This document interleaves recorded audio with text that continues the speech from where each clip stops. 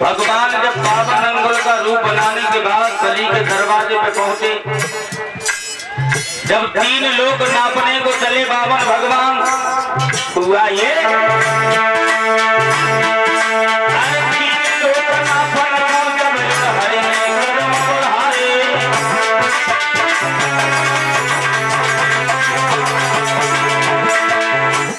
जैसे ही 3 लोग नापने के लिए प्रभु ने पैर बढ़ाए, एक पैर जो था वो ब्रह्म लोक में जाके पहुंचा।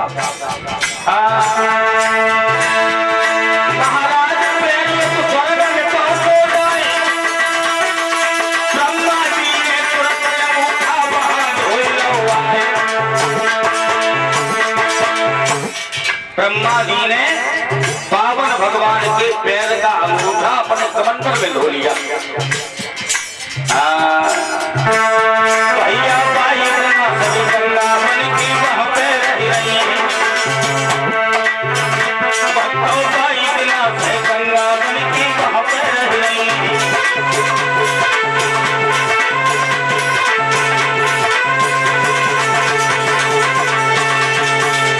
जब 52 भगवान ने अपने 3 कदम बढ़ाए, तीनों लोगों को नापने के लिए, एक पैर स्वर्ग में पहुंचा।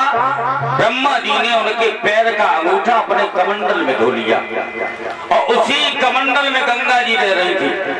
बताओ कितनी थोड़ी जगह में गंगा जी रह रही थी। अब विशाल आकार पकड़ा है गंगा जी ने, पानी ही पानी दिखाई देता है। अब भागीरथ ने जंगल में जाकर के विष्णु भगवान के नाम का कठिन तप किया। कैसे? अरे कीनो विष्णु जी को ध्यान, अरे भागीरथ रखने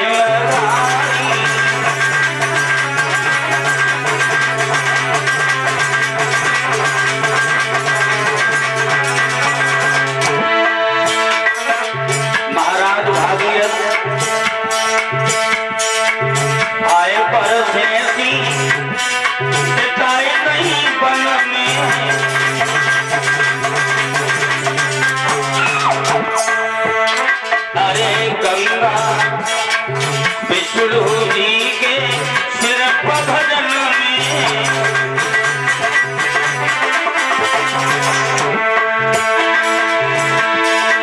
लग गई है अभिलाषा मन में।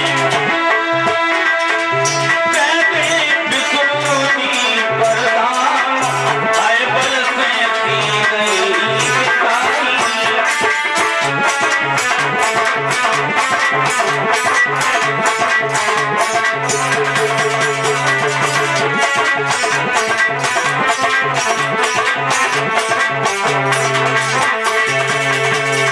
भागीरथ गए हैं और जंगल में जाकर के विष्णु भगवान के नाम की कठिन तपस्या की। अब विष्णु भगवान ने जब भागीरथ को तपस्या करते देखा तब विष्णु भगवान प्रकट हो गए, कहने लगे भागीरथ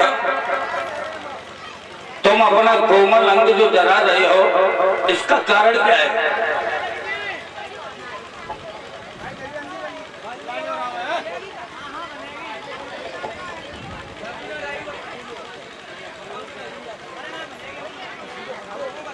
भागीरथ कहने लगे विष्णु भगवान हमारे पूर्वज कपिल मुनि के श्राप से जल करके राख हो गए। उनके उद्धार के लिए गंगा जी को भूतल पर जाने के लिए बताया है। किसी भी तरीका से गंगा जी को भूतल पर भेजो। और जब इतनी बात सुनी है तो विष्णु भगवान बोले भागीरथ गंगा जी हमारे पास तो नहीं है, गंगा जी ब्रह्म लोक में ब्रह्मा जी के पास में। चलो और चल करके ब्रह्मा जी से बात करेंगे, क्या गंगा जी भूतल पर जाना चाहती हैं या नहीं। कहे और ब्रह्म लोक में पहुंचे। ब्रह्मा जी से कहा ब्रह्मा जी भागीरथ के पूर्वज जो है वो कपिल मुनि के श्राप से जल करके राख हो गए। गंगा जी को भूतल पे जाने को बताया है, क्या गंगा जी भूतल पे जा सकती? भागीरथ बोले देखो हम तो नहीं बता पाएंगे, अब इसके बारे में हमें गंगा को पूछना पड़ेगा, क्या वो भूतल पे जाएंगी या नहीं जाएंगी। गंगा को पूछा तो गंगा ने मना कर दिया, कहा पिताजी मैं भूतल पे बिल्कुल नहीं जाऊंगा। बोले क्यों? बोले अगर भूतल पे जाऊंगी तो भूतल पे बहुत बड़े बड़े पापी रहते हैं, पापी आकर के हमारे अंदर स्नान करेंगे, मैं अपवित्र हो जाऊंगी, मैं उन पापों को कहां ले जाऊंगी।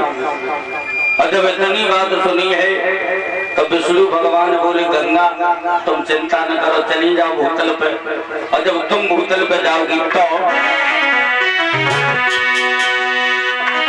पाप न के पाप जो कट जाएंगे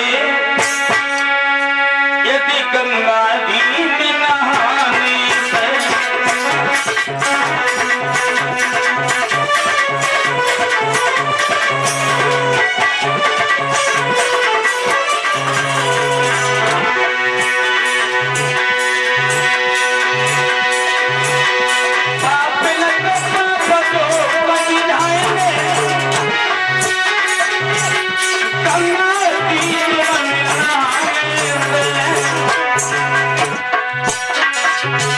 गंगा के पाप सब कट जाएंगे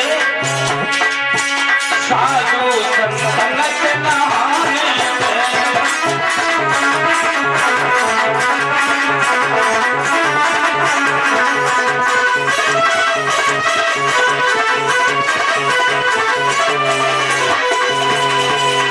पापियों के पाप यदि गंगा में नहाने से कट जाएंगे तो गंगा के पाप साधुओं के नहाने से कट जाएंगे।